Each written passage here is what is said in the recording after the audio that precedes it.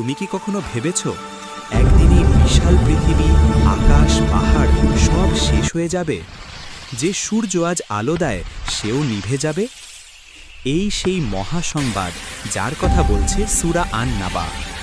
আল্লাহ বলেন, তারা সেই মহাসংবাদ নিয়ে প্রশ্ন করে যে বিষয়ে তারা মতভেদ করছে।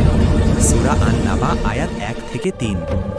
মানুষ ভাবে আবার কেমন করে জীবিত হব, কিন্তু আল্লাহ আমাদের চারপাশ দেখিয়ে বলেন, তিনি পৃথিবী বানিয়েছেন, পাহাড় স্থাপন করেছেন, ঘুম দিয়েছেন বিশ্রাম হিসেবে, দিন বানিয়েছেন কর্মের সময়, রাত বানিয়েছেন শান্তির পর্দা। তিনি যিনি এসব করতে পারেন, তিনি কি মৃত্যুর পর মানুষকে ফিরিয়ে আনতে পারবেন না?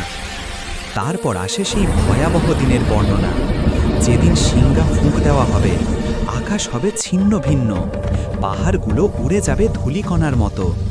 সেদিন মানুষ জাগবে কবর থেকে আর বলবে, হায় এ কেমন দিন! সেদিন বিচার হবে ন্যায় বিচারের ময়দানে, প্রত্যেকে তার কাজের হিসাব দেখতে পাবে। যারা সত্য অস্বীকার করেছে তাদের জন্য থাকবে জাহান্নামের আগুন, যেখানে থাকবে না কোনো ঠান্ডা পানি, শুধু ফুটন্ত পানি আর পুজের মতো তরল, যা তারা বাধ্য হয় পান করবে। এটাই তাদের কর্মের ফল, কারণ তারা জীবনে আল্লাহর আয়াতকে মিথ্যা বলেছিল। অন্যদিকে যারা আল্লাহকে ভয় করেছে, সৎ থেকেছে, তাদের জন্য থাকবে জান্নাতের বাগান, শীতল ছায়া, মিষ্টি পানীয়, আর থাকবে পরম শান্তি ও নিরাপত্তা। আল্লাহ বলেন, সেদিন ফেরেশতারা সারিবদ্ধভাবে দাঁড়াবে, কেউ কথা বলতে পারবে না, শুধু যাকে দয়াময় আল্লাহ অনুমতি দেবেন, আর সে বলবে সঠিক কথা। আয়াত 38।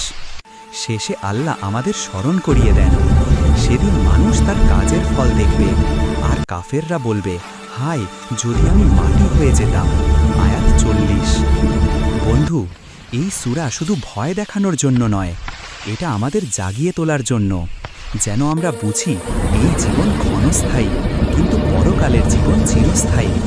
তাই আসো আজ থেকেই নিজের হিসাব ঠিক করি, পাপের পথে নয় আল্লাহর পথে ফিরি, কারণ কিয়ামতের সেই মহাসংবাদ একদিন আমাদের দরজায় কড়া নেড়েই আসবে।